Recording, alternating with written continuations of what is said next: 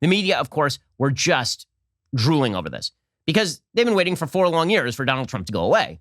And this was going to be the restoration. Now, yes, it's the restoration of the pre-Trump era. And the media have created this mythical, wonderful Obama era in the same way that JFK's administration was Camelot. The Obama era was scandal-free. The only bad thing that ever happened is he wore a tan suit. Everybody loved each other. Sure, there were race riots in 2016 and cops got shot on the streets in Dallas. And sure, we had the slowest economic recovery in a century. But, everything was fantastic under Obama. And now we get to return to that magical time. Chris Wallace was just enamored of the speech. He said, "This is the best inaugural address I have ever heard."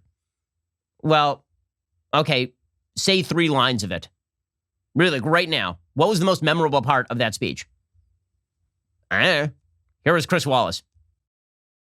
We must end this uncivil war, and the way we can do it is if we show each other a little tolerance and humility.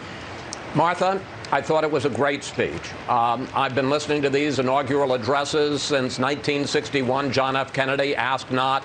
I thought this was the best inaugural address I ever heard. It was just wonderful because he said we have to end this uncivil war, and then he proceeded to sign a bunch of incredibly divisive executive orders into law. And is he going to hold that left in check?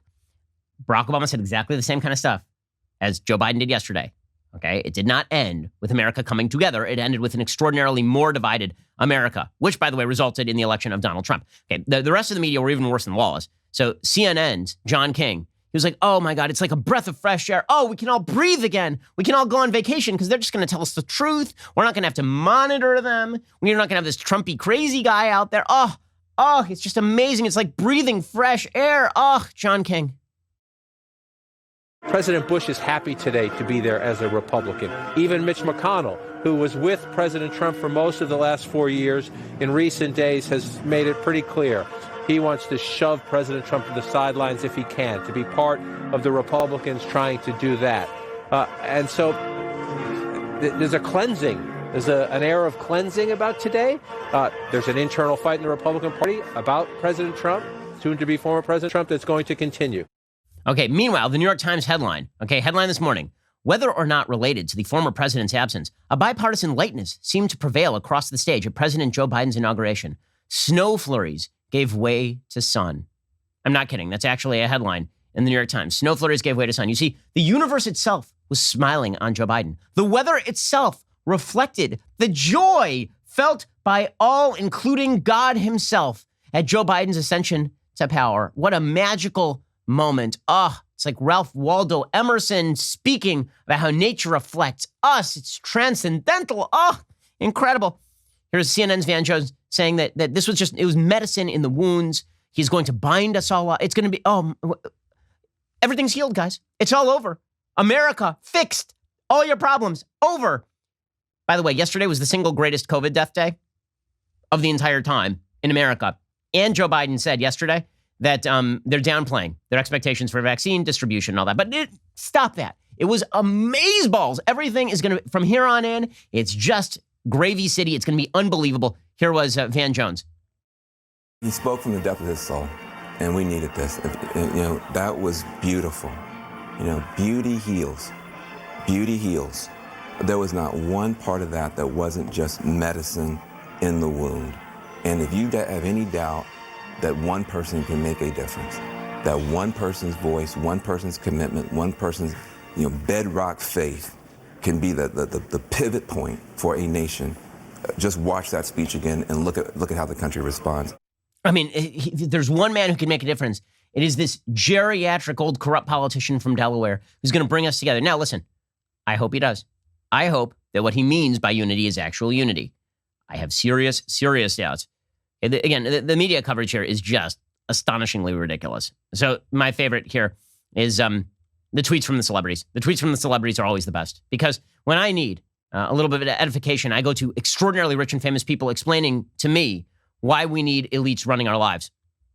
Oprah Winfrey tweeted out, "Decency and compassion restored. Hallelujah, President Joe Biden." Yes, great. Reese Witherspoon tweeted out, "What an incredible moment for us all to witness." I know, it was like the birth of my child, frankly, was watching this old doddering guy take office. While the division in our country is still painfully real, I'm optimistic this is a moment of recommitment to each other, a commitment to becoming a united state again. Today, I feel hopeful for the future of our nation. I'm sure you do. Now, let me just say this. If a Republican had taken office and then given that exact same speech, like a not Trump Republican had taken office and given that exact same speech, they would not be saying any of this. George W. Bush said that kind of stuff all the time. Left hated him.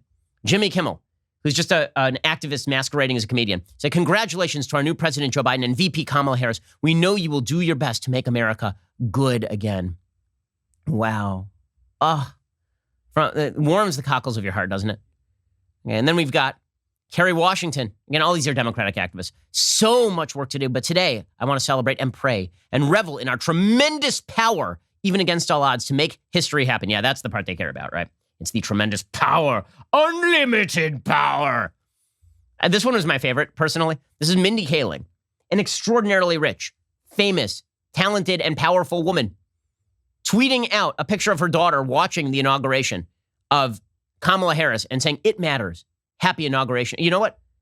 Honestly, until Mindy Kaling's daughter saw Kamala Harris become vice president, she had never known that women could be powerful and rich, except for her mother, who's extremely powerful and rich. I mean, she needed to see Kamala Harris on TV. It was very, very important. I hate this kind of crap. I hate it with a passion. I've never said I have 2 daughters. I will never say to them, look at that politician.